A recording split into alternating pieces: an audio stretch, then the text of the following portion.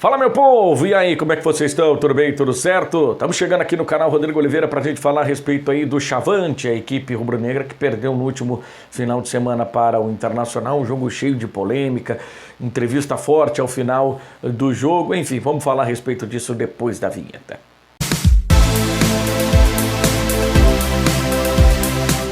Mas antes de prosseguir com o vídeo, já queria pedir para você, like no vídeo, inscrição no canal, ativa aí as notificações clicando no sino, fortaleça a massa aqui do canal Rodrigo Oliveira Narrador. Vamos lá então, gente, vamos falar a respeito desse jogo que gerou muita polêmica, né? O Rogério Zimmermann tem muita razão naquilo que ele falou na entrevista coletiva, em alguns pontos ele acabou exagerando um pouco, mas dá para entender o senso de indignação dele e se eu tivesse no lugar dele eu teria a mesma reação, mas claro, depois com a cabeça mais fria a gente acaba pensando um pouco, né, que poderia ter falado de uma outra maneira, mas eu entendo toda a reação dele e é uma reação justa, justamente por conta de tudo o que aconteceu.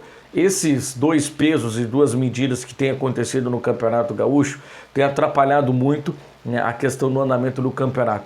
Se fala muito, principalmente o pessoal de Porto Alegre, né, o pessoal que cobre, né, a dupla Grenal, do fraco desempenho do Campeonato Gaúcho. Mas isso também tem sido muito potencializado pelos erros de arbitragem que a gente tem tido ao longo do certame. E olha, os jogos, né, entre as equipes do interior e jogos entre capital e interior. Tem acontecido muitos erros. E os erros normalmente têm sempre sido, quando há capital e interior, a favor dos times da capital. Isso aí é um fato, né? Isso aí ninguém está inventando, ninguém está falando coisas. É só analisar os jogos. E a gente tem um exemplo clássico desse jogo entre Brasil e Internacional, que no lance dentro da grande área do Brasil, né, o árbitro da partida acabou marcando a penalidade. Eu marcaria o pênalti? Não marcaria o pênalti, mandaria o jogo seguir. O árbitro, além de ter dado pênalti, ele acabou dando cartão amarelo para o Rafael Dumas. E aí ele puniu o jogador triplamente, porque ele deu pênalti, ele deu cartão amarelo, deixou o jogador pendurado no jogo e ele tirou o jogador do próximo jogo, já que o Rafael Dumas acumulou, né, o seu terceiro cartão amarelo e fica de fora no jogo contra a equipe do Ipiranga. Então o cara foi punido 3 vezes, né, por uma interpretação do árbitro de pênalti. Bueno, vencemos esse episódio. Foi pênalti, como destacou o Rogério Zimmermann na entrevista coletiva. Foi pênalti, mas o lance polêmico ele não é dentro da área do Internacional. O lance polêmico, o lance que chama a atenção é dentro da grande área de ataque do Brasil, né, na área do Internacional. Quando há o cruzamento da direita e o Carlos de Pena coloca a mão no jogador Márcio Jonathan. Aquela mão, ela é suficiente para derrubar o Márcio Jonathan?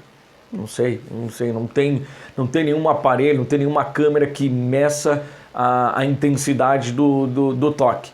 Só que o problema é que imediatamente que os jogadores do Brasil olham para o árbitro faz o sinal assim, que diz que não foi nada, mandando o jogo seguir, de que na visão dele, ele estava visualizando o lance, ele estava muito bem posicionado, né, ele acabou entendendo que não foi penalidade máxima naquele lance. Mas, olhando as câmeras por vários ângulos e até pegando um pouquinho da fala do comentarista de arbitragem da partida, o Sandro Meirahit, que eu, em alguns lances, em algumas interpretações dele eu discordo, mas nesse caso eu concordo muito com o que ele falou. O problema foi o critério adotado pelo árbitro do jogo em toda a partida. Se ele marcou aquele tipo de falta fora da área, se ele marcou aquele pênalti para o Internacional, obrigatoriamente ele deveria ter marcado o pênalti para o time do Brasil. Acho que ficou claro, né? Deu para entender isso, né? A gente pode discordar se foi pênalti ou não, mas o critério do árbitro adotado dentro da partida obrigaria ele a marcar aquele pênalti, né? Então, como ele não marcou o pênalti, e aí gerou toda a revolta do Rogério. E o Rogério falou isso na entrevista coletiva. Tudo bem, pênalti para o Internacional, pênalti em cima do Rodrigo Moledo, mas pênalti também em cima do Márcio Jonathan, né? E esse é o X da questão. Tem muita gente apenas falando, porque o Brasil foi roubado, o Brasil foi isso. Não, é apenas a falta de critério. né? Isso aí não é um roubo escancarado. Roubo escancarado é o cara meter a mão na bola, o árbitro ver e ignorar. Isso aí é um lance interpretativo, é um lance dentro da grande área. Então, né, nessa questão, aí eu também entendo lá do torcedor que está também querendo, ficou indignado, porque para o Inter marcar a falta, para o Brasil não marcar a falta. Mas é isso, gente. Houve o empurrão ali do Carlos De Pena em cima do Márcio Jonathan.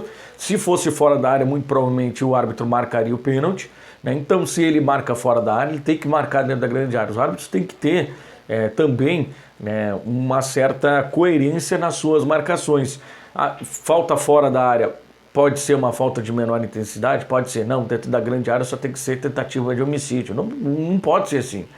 A mesma intensidade de uma falta fora da área, ela tem que ser marcada dentro da grande área. E isso tem que ser adotado pela Federação Gaúcha de Futebol. Vamos ver o que a federação vai fazer, o que o próprio sindicato dos árbitros vai fazer. Eles soltaram uma nota aí repudiando as declarações do Rogério Zimmermann, né, que acabou repercutindo não só aqui, né, no Rio Grande do Sul, aqui em Pelotas, repercutiu em Porto Alegre, repercutiu em todo o Brasil, né? Isso aí viralizou, essa entrevista do Rogério Zimmermann, e o Rogério tem muita razão naquilo que ele fala, né? Esses dois pesos e duas medidas têm que acabar no Campeonato Gaúcho. Valeu, galera, muito obrigado a todos que estiveram aqui no canal e acompanharam aqui o canal. Eu volto aí no próximo vídeo já para projetar o jogo contra a equipe de Ipiranga. Valeu, galera, um abraço e até o próximo vídeo.